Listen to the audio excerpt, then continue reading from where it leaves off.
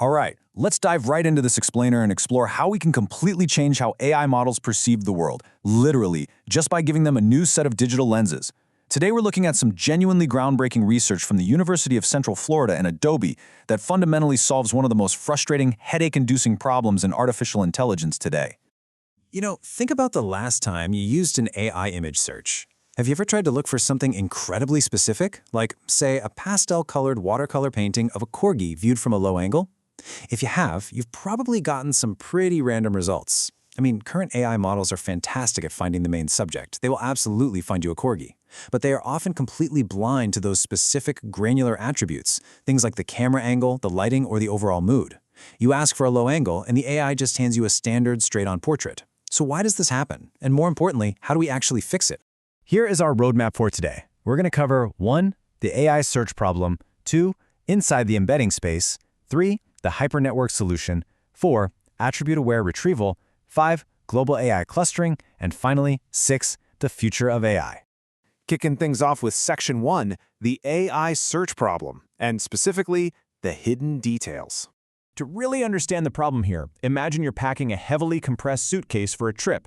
You take this giant, bulky winter sweater and just stuff it in there. That sweater, that represents the dominant semantics, the main subject of an image, like our corgi. Well, when you close that suitcase, the sweater takes up all the space, completely burying the smaller, delicate items you packed underneath, like your socks and ties. Standard AI embeddings do exactly this. They compress everything, objects, attributes, styles, context, into one single mathematical vector. The dominant subject just completely overshadows everything else. Now, as humans, we can easily separate the subject of a photo from its style or the camera angle. But for the AI, it's all just one big, entangled mess inside that suitcase. Moving on to Section 2, inside the embedding space. This right here is the bottleneck of AI vision. So in the AI world, these suitcases we just talked about are called multimodal embedding spaces. Basically, they're these high-dimensional mathematical spaces where models like CLIP compress visual concepts and text into a shared language. But because everything is compressed into a single vector, we run into a massive issue called feature entanglement. Important attributes like a specific color or a mood are encoded only implicitly. They're totally tangled up with the main object. And because they're tangled, you can't just casually ask the AI to focus on the color. It literally doesn't have a mechanism to easily untangle those features on the fly. So, how have engineers tried to fix this up until now? Honestly, the historical solutions have been pretty terrible.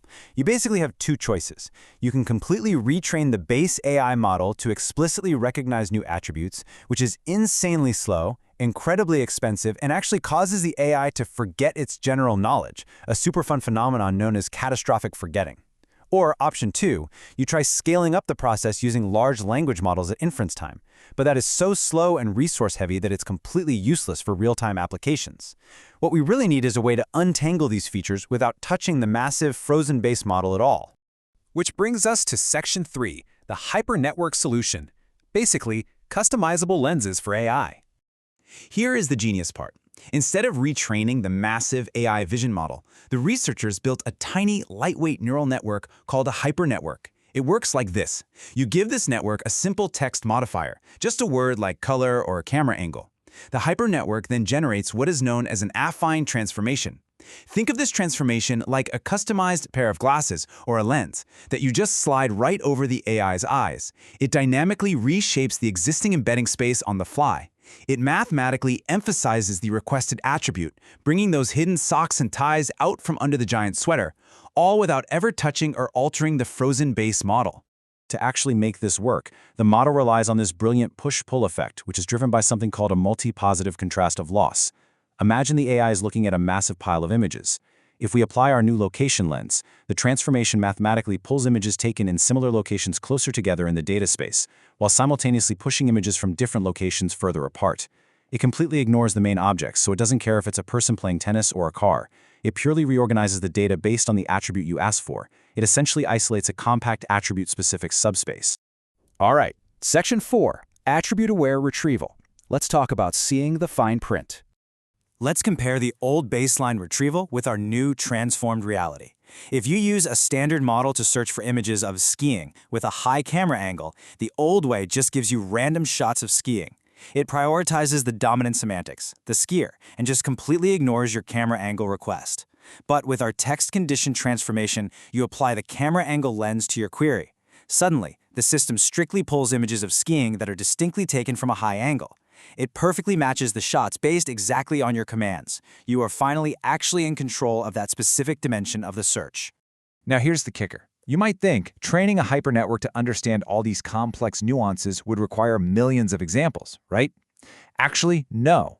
The researchers found they could achieve near-peak performance across these complex taxonomies with just 6 training samples per class. Seriously, just 6 images. That is all it takes to teach the hypernetwork how to generate a perfectly accurate lens for a brand new attribute. That level of data efficiency is just staggering.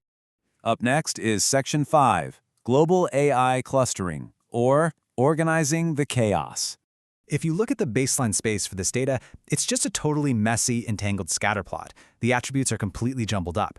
But after applying our learned transformation for, say, shot size, that entire space is completely reorganized into a perfect, clean, continuous gradient. It flows smoothly from extreme close-up shots all the way out to extreme wide shots.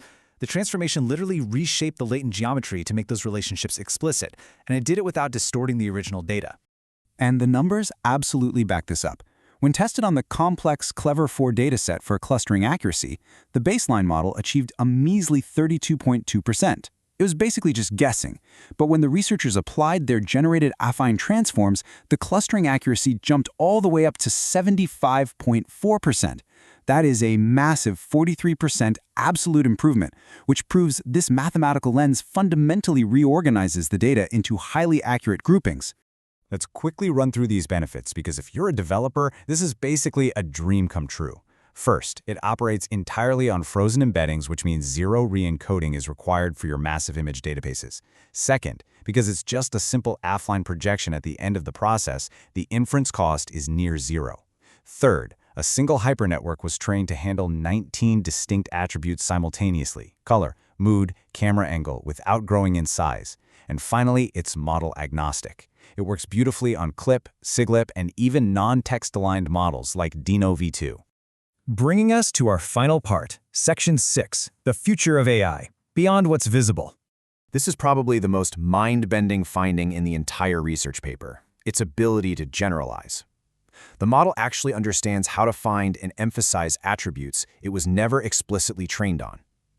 For example, the researchers held out specific colors during training, meaning the AI never once saw them as a target. Yet when they asked it to transform the space for that unseen color, it did it flawlessly. Plus, transforms trained on simple, synthetic geometric shapes transferred perfectly to complex, real-world photographs.